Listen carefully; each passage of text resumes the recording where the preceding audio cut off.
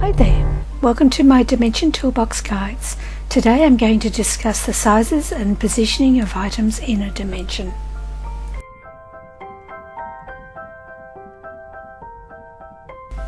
I want to create a platform. This is going to consist of 9 tiles set out in a square shape, so I start with 1 tile.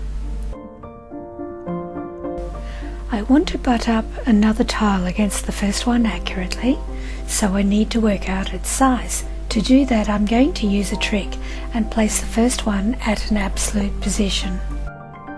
Here it doesn't matter what these values are at the moment. The idea is to make them easier to understand. I mean 4-point fractions. Really?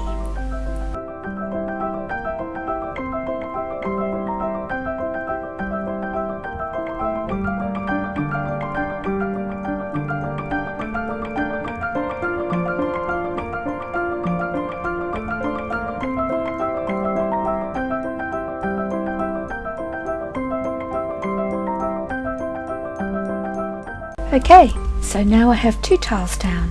I look at where the second tile is and I see that its Z value is now 152 point something, very close to 153.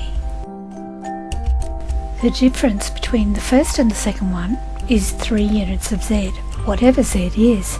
So now I know that if I paste the second tile with an offset of 3 in the Z field, it'll be placed accurately. As you can see, the process is now fairly straightforward now that I know that 3 is the correct value.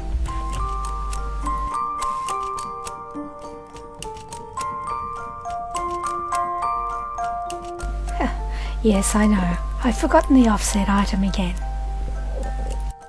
Because the tile is a square, the 3 value will work for the X coordinate as well. Now I can begin to make my square platform.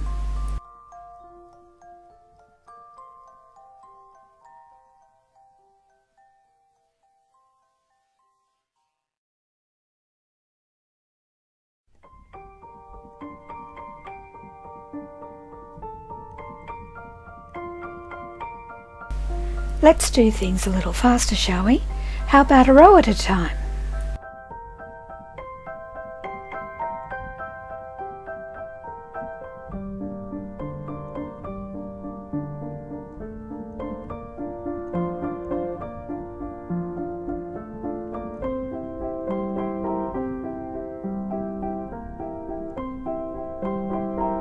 Now that the tiles are laid out, I can place them in the correct rows. This is the fun bit. Copy, select 3, paste, rinse, repeat, and done.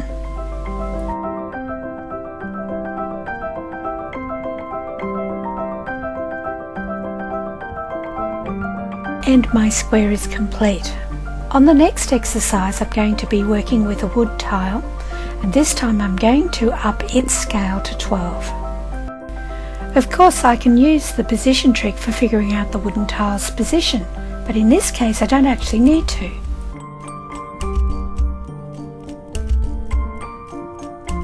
The wood tile is 3 times larger. This means the offset is also going to be 3 times larger, so the offset in this case is 9.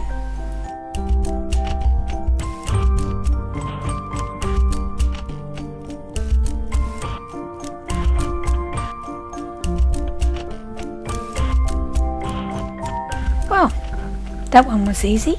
For the next one we're going to use the position trick. So I have a duplicate and now I move it and take a look at what its new X value is. 263.5 and others. That's a horrible one.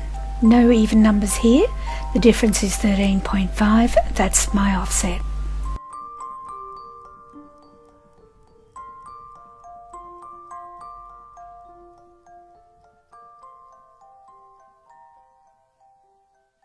There's a problem with this. Did you notice the strobing effect here?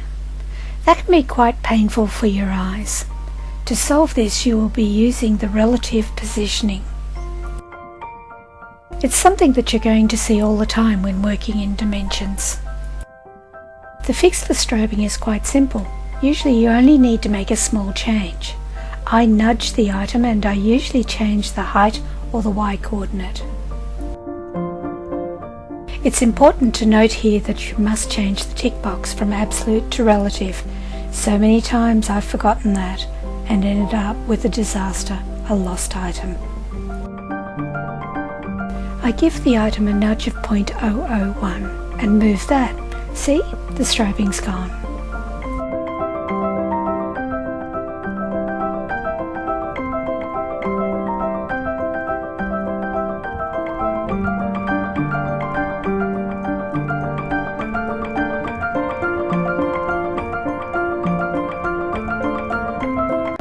Rather than giving you a ginormous list of item sizes to look up, which honestly would never be completed, I've shown you instead how to work out the sizes of things.